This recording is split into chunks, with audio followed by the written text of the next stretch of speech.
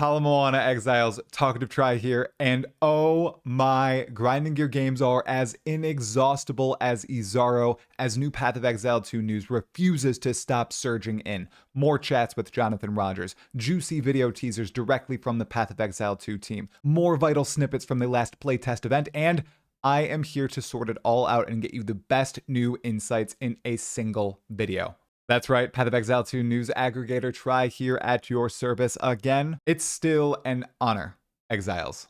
Here's a high-level overview of what new info this video contains.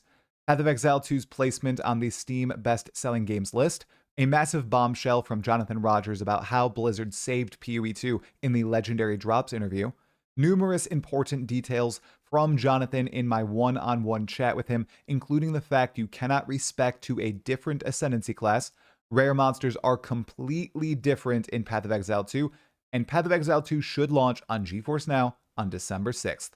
Then 2 amazing video teasers from Grinding Gear Games showcasing new skills and top-tier items, the existence of a buyback window in PoE2, just one crazy passive tree node, the fact that Xbox already has PoE2 downloadable, a few more extra snippets of new info, my take on the bait build tier list drama, and a sincere thank you and quick showcase of some literally insane numbers.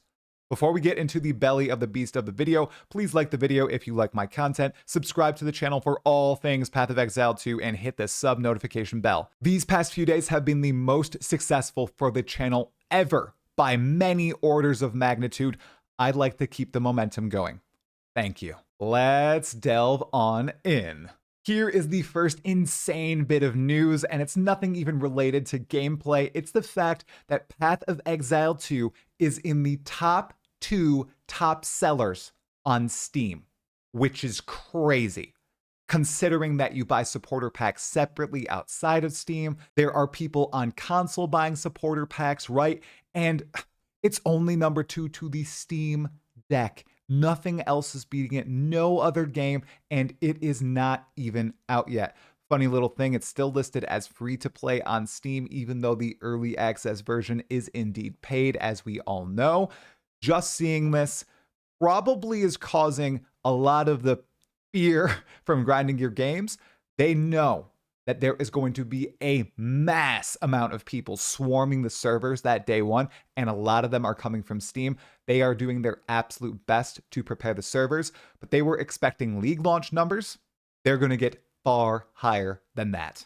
Then yesterday, we also had this excellent philosophical interview come out from Legendary Drops with game director on Path of Exile 2, Jonathan Rogers. Highly recommend you give it a watch. As with everything else I'm talking about today, all the sources are in the description below. And in it, as I said, mostly philosophy, mostly talking about the greater games industry, what Path of Exile is, how it came to be, and the like. But there was one major bombshell announcement here. And it's the fact that on July 17th, when Grinding Gear Games announced the Settlers of Kalgur expansion for Path of Exile 1, and on this same day, Blizzard did their big reveal for Vessel of Hatred, talking about the Spiritborn and the like, they realized they needed to change what they were doing immediately. People were looking at the Spiritborn class and saying, wow, look, this expansion's only adding this stuff to the game, whereas Settlers of Kalgur is adding all this crazy stuff in a random expansion to a game that is getting a sequel in a few months. What is Blizzard doing? And Jonathan admits, making a new class is a lot more work than what they do for Path of Exile 1. There's a lot more effort that goes into something like that. But as they were working on finishing the rest of the campaign, polishing new skills, getting classes ready, they realized, oh my goodness, are we doing the same with Path of Exile 2? Should we refocus entirely onto the most repeatable part of the game, something that thousands, if not hundreds of thousands of players are going to sink their teeth into? Endgame? Yeah, we probably should. And on that day, Jonathan decided to reorient the entire company to work on Endgame for Path of Exile 2. And that is why we got that incredible showcase of the Atlas, all the extra Endgame content systems with the trials and the unique pinnacle bosses. It was an excellent decision. And hearing that it's all thanks to Blizzard. This right here is the first of 2 video teasers from Grinding Gear Games. This one showcases 2 new buff skills that you can use for your minions in particular, as well as 2 scepters in the game with a variety of stats on them.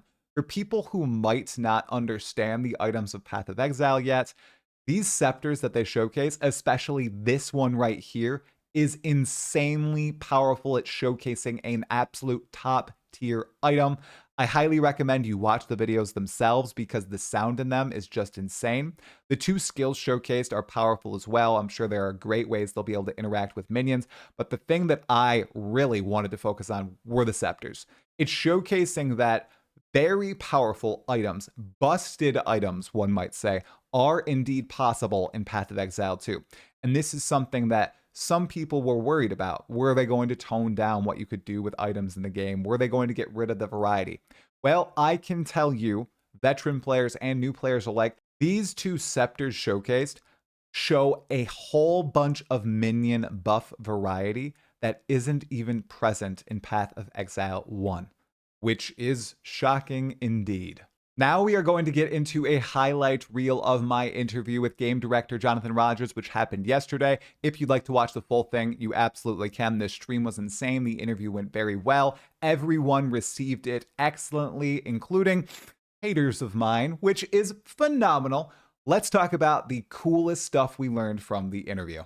First up, rare monsters and their modifiers. So, rare monsters are completely different in Path of Exile 2. First of all, not all monsters can be rare monsters. You don't want to fight a typical zombie as a rare monster. That doesn't make sense because rare monster fights are supposed to be a little bit more meaningful in this game. So they have a pool of monsters that they can select as rare, and then when they transform something into a rare monster, they change the way its abilities work or they add new abilities to it. The example that Jonathan gave was a crab that you find on the beach that you wash up on in the very start of the game, or the riverbank that you wash up on. Now, it used to shoot spikes from it. Now the spikes implant in the ground as a rare, and then they explode. So it has that little bit extra flair added. And all the rare monsters in the game, or at least most of them, are going to have this extra flair. In addition, the modifiers that rare monsters get, and those are the things that buff and give them added fire damage, or add a ring around them that drains your mana, or gives them a little bubble that will slow anything within their radius. Those are in the game once more, but they've done an entire balance pass on them, and now they are more intelligent about the modifiers that are added to particular types of monsters. This should mean that if a certain monster doesn't act well with a certain rare mod, it won't appear on that monster, which is great. There are situations in Path of Exile 1 where certain types of monsters will get a modifier that will make them incredibly tanky. You won't be able to take them down, and it just becomes a slog. That shouldn't be the case in Path of Exile 2. Then we received some interesting item info, including the fact that if something drops as a tier 1 through 5 item, meaning it has very good rolls and modifiers on it, if you begin to craft on it, it does not keep the fact that it will roll well or have good mods. It's only when you first unidentify it, it's showcasing, okay, this tier 5 item has the absolute best in-class modifiers and rolls on it, but when you start to edit it with orbs, it does not keep that particular effect. We also learned that they are working to make the trade site functional on day 1, which is great. It is possible not everything will be available on day 1, but they're trying their best to make that happen. They confirmed there will be no rune words in the game on launch, and Jonathan even said, you think you like rune words, but you don't like rune words. You liked how busted they were. You didn't actually like the system itself.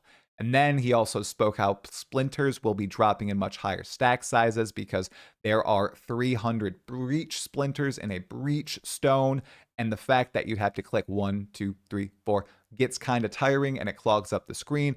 He told me, at least, that these will be dropping in stacks of 10 or more so that when you get modifiers that change how many splinters drop, it can actually impact those stack sizes, change them from 10 to 11 to 12 and the like. We also learned that you cannot change ascendancy classes. So once you ascend in Path of Exile 2, You cannot swap to a new Ascendancy class like you can in Path of Exile 1. This is a much more last Epoch-ish system, wherein you have to just make a new character if you want to try out a different Ascendancy on your class. Jonathan also discussed how vendor recipes are no longer in Path of Exile 2 as they were in Path of Exile 1. And now what you used to find through vendor recipes are now found in more flavorful areas of the game. You can find little hidden secrets, shops, and merchants and the like, and find cool items through these places instead of trying to sell some random stuff to vendors or formulate items in a certain way in your inventory and all that sort of stuff, which sounds fascinating. We also learned that endgame waystones go up to T15 normally, but you can corrupt them and get a tier 16 waystone, which is essentially telling you how difficult the map that you're opening up will be. I also brought up the Goblin Troop MTX and asked if they were thinking about an audio slider of the like. He said it was just on his radar and they're talking about it, they're thinking about it, but he has no answers for us right now. We also learned that GeForce Now should be available on December 6th, so you will be able to play Path of Exile 2 on December 6th via GeForce Now. PvP will also be in the game in the form of simple duels. I also asked Jonathan if he would log in on December 6th, and this was his answer. Of course, of course. I mean, as soon as there's some kind of horrible fire with the servers, then I'll immediately have to probably deal with that instead. But so long as there aren't any problems, I'm going to be playing, absolutely. I sincerely enjoyed the interview. I think Jonathan did too. The community seemed to enjoy it as well. And this right here on screen is a list of all the questions I did ask in green and the questions I did not ask in white. I didn't get to all of them. I wanted to respect his time. We went for about an hour, just a little bit over. Highly recommend you watch the entire thing if you'd like to hear him give his take on all things Path of Exile 2. And then we have this insane teaser from Path of Exile 2 showcasing Ball Lightning, Archmage, and Wild Shards, 3 new skill and support gems in Path of Exile 2. The sound on this thing is insane. I bought new speakers just for this game. I don't know what else to say besides it looks awesome and it makes me want to start a Sorceress, but I also want to be a warrior. I don't know what I'm going to play. Everything looks like so much fun. And then this right here, Sigil of Power, stay inside the sigil, get more damage essentially. And that item in the upper right-hand corner, Viper Goad, a chiming staff. Once again, this staff looks insane by Path of Exile 1 standards. And it showcases something a little interesting. If you look, it says requires level 90. That's a high level requirement for an item. That's not typical in Path of Exile 1. It seems to be that they might be gating some ultra powerful modifiers, perhaps behind getting to a certain item level and character level. Which is interesting. Level 90 is pretty up there, everyone, okay? It's not as high as level 100, of course, but it is still high. I think that would be really cool if you are required to really push your character to start equipping items that have higher item modifier tiers. This does happen in Path of Exile 1, where item levels need to be higher to access certain modifiers, but usually the character level doesn't need to match that.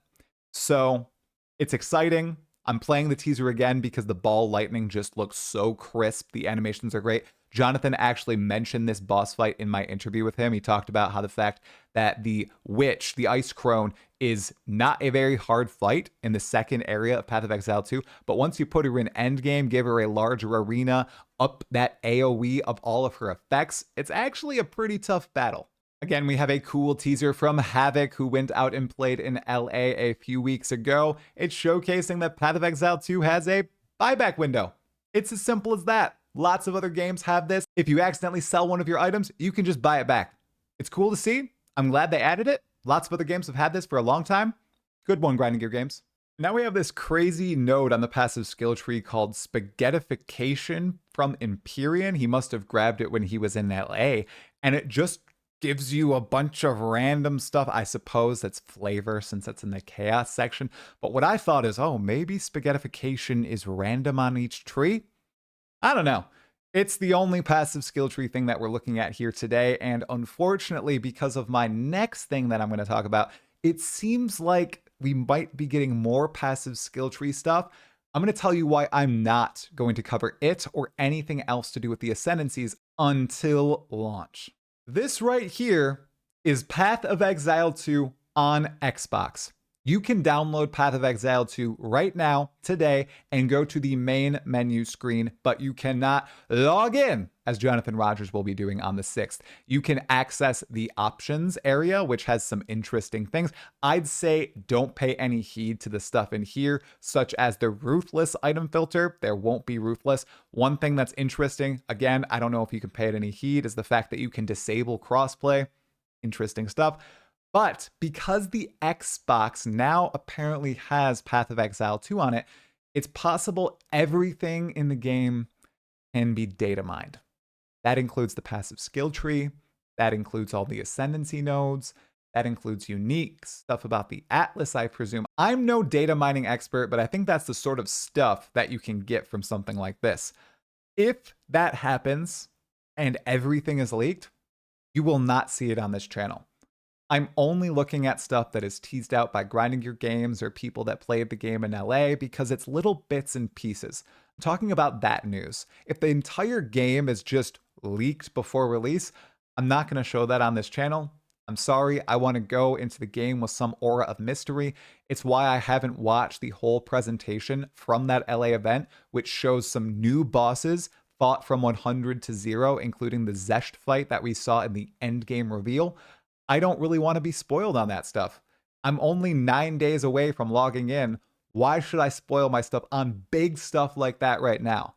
Yeah, we're talking about little stuff on the channel right now. We're not talking about the massive things anymore. If I use massive in this video title, that's not good.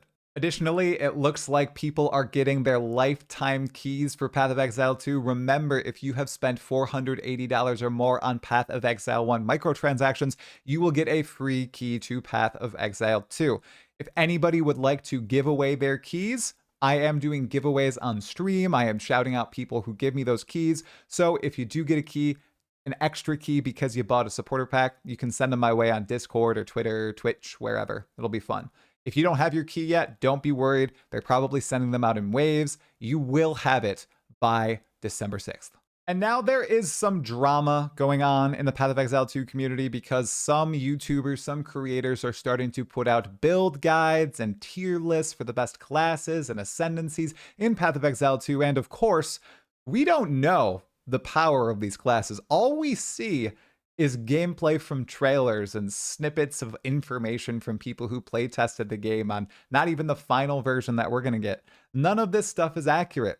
So what I say to all those and what I say to you, just have fun. Don't pay them any mind. Choose the class that you think looks most interesting. That class, the class that is most interesting to you, the most fun looking to you, is going to be the best class for you to start as. Anyway, we all know that your second option is going to end up being the most busted class in the entire game. Now, I do get why some people are calling out creators for doing this. It makes sense. We don't want to trick new players. There's a lot of new players coming into the scene for this launch. We don't want to set them off incorrectly and saying, yeah, this is going to be the most busted build ever. You should totally play this when we actually know nothing. It's just a bit of a slippery slope. There are obviously bad actors, right? People who are blatantly lying for clicks and traffic. And then there are those people who are theory crafting and speculating about what they think will be the strongest. I think there's a clear dichotomy there. And I don't really know what the correct solution is besides just logging in and playing what you want to play. You don't need to follow anything, okay? And if you do want to follow something, follow it from your favorite trusted creator, someone that you have watched for a long time. Not me. I'm going to make a busted, broken build, as in it's not going to function, okay? I am not a build creator, okay? I just like to play Path of Exile 2, all right? I'm ready to log in. Now, I'd like to showcase to all of you some busted stats and just say thank you.